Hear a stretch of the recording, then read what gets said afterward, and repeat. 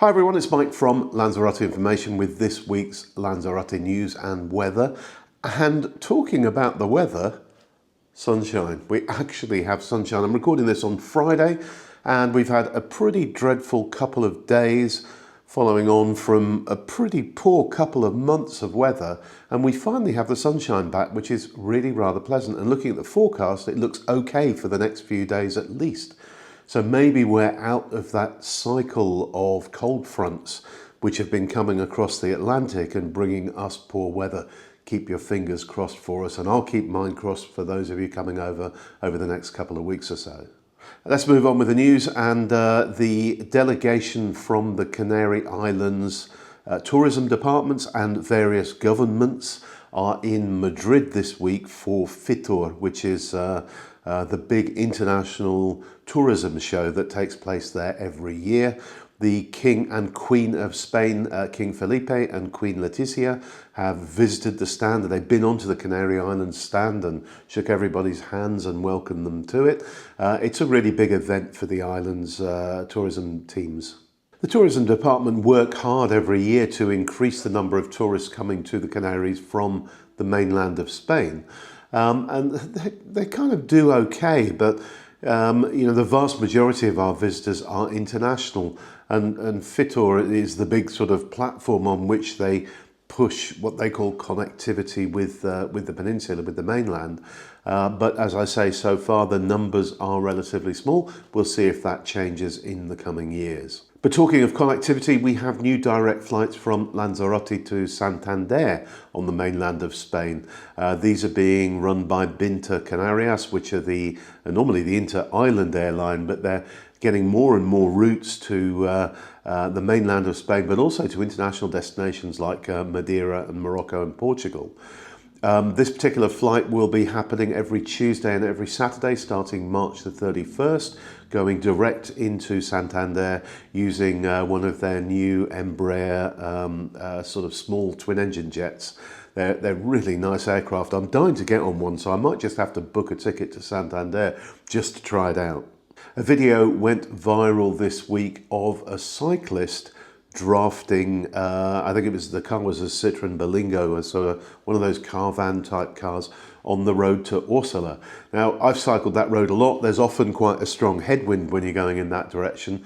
So it looks like this cyclist was trying to draft the car to get out of the wind. What we don't know, I mean, the video has been posted without any information, is whether the car driver was with the cyclist, if you like, and giving them a tow, or if this cyclist just decided to tuck in really, really close behind a relatively slow-moving car to get out of the wind. Either way, it's ignited the usual cyclist versus car driver debate on the island, with each side, standing their corner and shouting about how badly behaved the others are.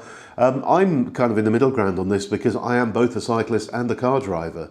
So I see both sides, and I've got to say I see terrible driving from car drivers.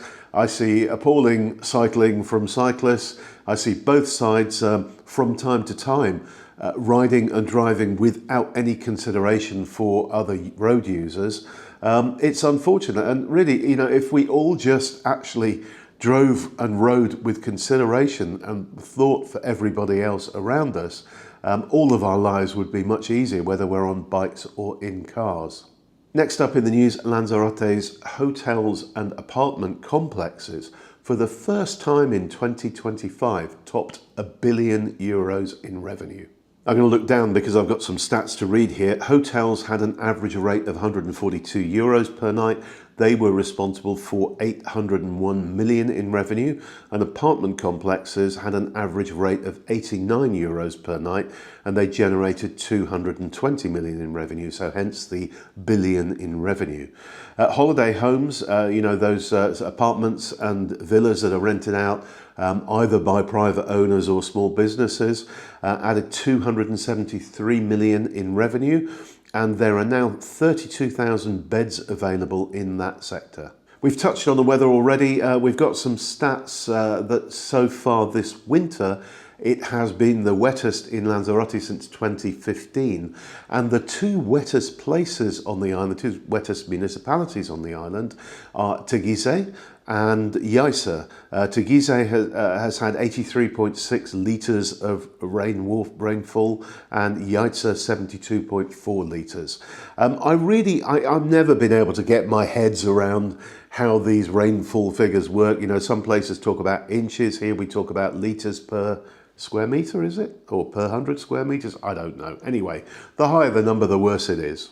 And I'm sure there's a brain box out there watching this who understands it completely and will put a comment explaining it all to me. So I'd be delighted to read that. Next up, we have a new lifeguard service on the beaches of Puerto del Carmen. And this new contract has been awarded after a tender process, and the contract is worth 1.6 million euros to cover lifeguard services for the municipality's beaches for the next 2 years. Cover will run on the beaches. It's been extended now from 9 a.m. until 8 p.m. in the summer months, and I think 5 p.m. in the winter months. And the team will now have 3 jet skis and a quad, so a bit of a beefing up of the lifeguard service on the oldest resorts beaches. Now, I promised you a story about the island's population, and I find these really, really interesting because I'm a bit of a stats junkie. But Lanzarote's population is now almost a quarter foreign. 24.5% specifically of registered residents in Lanzarote are foreigners. And I'm just going to pick some of the numbers out because I thought it might be interesting for you. The largest community is the Colombian community, which has doubled since 2011 to over 8,000 residents. Conversely, the British community here has declined to 5,900. They were at 8,000 10 years ago, and they've dropped that now to about 5,900. The fastest growing community is the Italian one, which has doubled since 2011 to 4,346. Moroccans are in 4th place. The Germans experienced quite a big drop, rather like the Brits. They've fallen to 5th place with 2,204 residents. And other notable trends include a tripling of the Venezuelan population and steady growth from both the Irish and the Chinese communities. The Irish topped 1,000 residents living here for the first time in 2025. They're sitting at 1,064.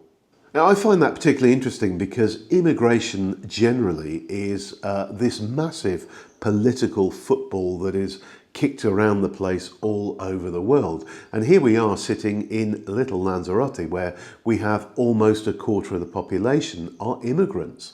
And that's significantly higher than many, many places around the world that feel they have an immigration problem. And yet here it just seems to work very, very well indeed.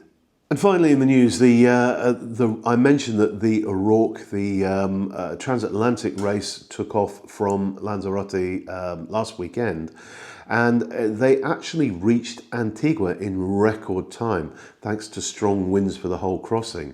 And the winning boat, which is a multi-hull called MOD 70 Argo, actually went from Lanzarote to the Caribbean in under 5 days. I mean, that's astonishing when you think about it from a sailing boat, because that's the sort of speed that the great liners used to do it in their transatlantic crossings, around 5 days in the heyday of high-speed transatlantic ship crossings. So well done to MOD 70 Argo for breaking the transatlantic sailing record, and they set off from Lanzarote, which is pretty cool. Right, well, that's your news for this week. I hope you enjoyed that. I hope you found it useful and interesting. I was playing bowls at the Short Mat Bowls Club in Puerto del Carmen last week. And one of the members said to me, every week I say, if you've enjoyed this video, please give us a like, and I point down below. And he said to me, I don't really know what that means. Well, it depends what device you're looking at it on. But if you're watching this video on a computer, you'll see below that there are 2 thumbs up and thumbs down signs. If you click the thumbs up sign, you're giving the video a like. It might be different on your mobile device, but have a look at that. What you're looking for basically is a thumbs up, which is your way of saying to YouTube that you've enjoyed the video and found it useful. And obviously it helps our channel a great deal. So give us a thumbs up if you get the opportunity to do so. Have you got any questions? Stick them in a comment below. I'm happy to answer any of them. If you're just looking for an argument, please don't bother. Go away, find another channel. I'm not into drama or arguments on social media. I'm happy to help. I'm happy to answer questions. But you know, if you want to fight, probably on the wrong channel. Thanks for watching, everyone. Have a fantastic weekend and bye for now. Bye.